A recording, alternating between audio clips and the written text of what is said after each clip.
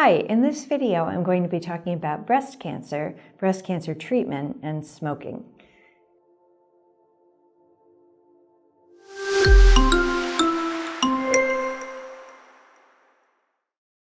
Smoking is not a cause of breast cancer. In our other video, we talked about the relationship between alcohol and breast cancer, and it looks like the more one drinks, the higher the risk of getting breast cancer. Not to a tremendous amount, but does contribute to breast cancer. Smoking, except for in people whose breast tissue is still developing, there's no evidence that smoking causes breast cancer. So just an aside to people who are exposed to tobacco products, tobacco smoking in particular, when the breast tissue is developing. So we're thinking like 8 to 12. There may be a link to it's not just the tobacco, it's all the other chemicals that are in tobacco products.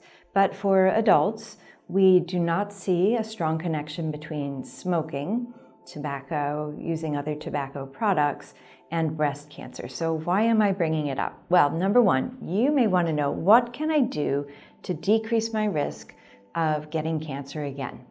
And I cannot tell you how often somebody is cured of breast cancer only to be diagnosed with lung cancer, which is a lot harder to detect in earlier stages than breast cancer. So this is one thing you can do for yourself to decrease your risk of a new cancer.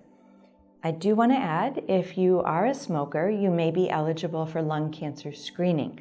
That's something to talk with your primary care doctor about, because there is compelling evidence that we can find lung cancer early in people who have a substantial history of tobacco smoking, and a lot of people don't know this.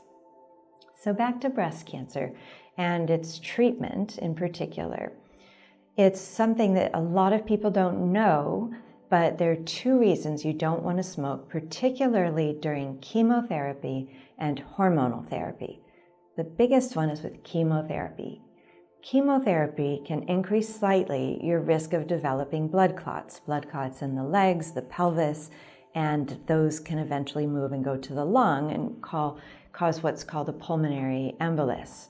Obviously something you don't want to have happen during the course of your treatment. The other thing that a lot of people don't know is that tobacco products actually decrease the effectiveness of chemotherapy. And so I ask my patients, you're going to go through all this chemotherapy, wouldn't it be ideal to have the chemo work as well as it can? A couple other things. With surgery, it takes longer to heal if you're a smoker. And if you are having reconstruction using your own tissue, a lot of surgeons won't do surgery until you've quit smoking for a while, because all the irritants from smoking cigarettes in particular, and even vaping, these irritants can cause the veins to get basically irritated, and that sets up a clot. So for surgery and for chemotherapy, you really want to avoid being exposed to tobacco smoke. We don't know a whole lot about vaping, but of course, when we smoke something, that gets into our bloodstream, and avoiding that would be ideal. The other thing to know about tobacco and breast cancer is that we're going to ask you to stay active, and we're going to ask you to monitor your symptoms. And if you have a cough related to your smoking or chronic bronchitis, it's going to be a little harder for you.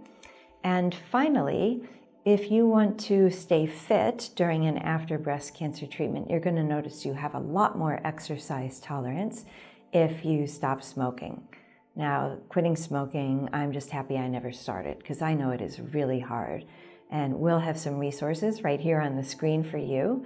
There are, for people with cancer, free tobacco quit lines that will help you with a couple things. One is counseling that uses your own values and motivation to help you quit. Instead of just, you should stop smoking, thank you very much, not very helpful. They actually work through with you, why do you smoke?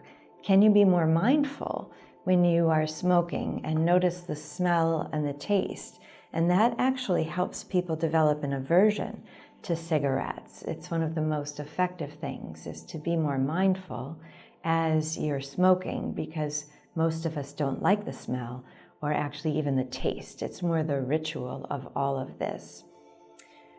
The other thing that the quit lines help with is they can provide for you, even if your insurance won't cover it, tobacco nicotine replacement products like gum and the patch. And there are very few people who can't use either of those. The patch is incredibly effective.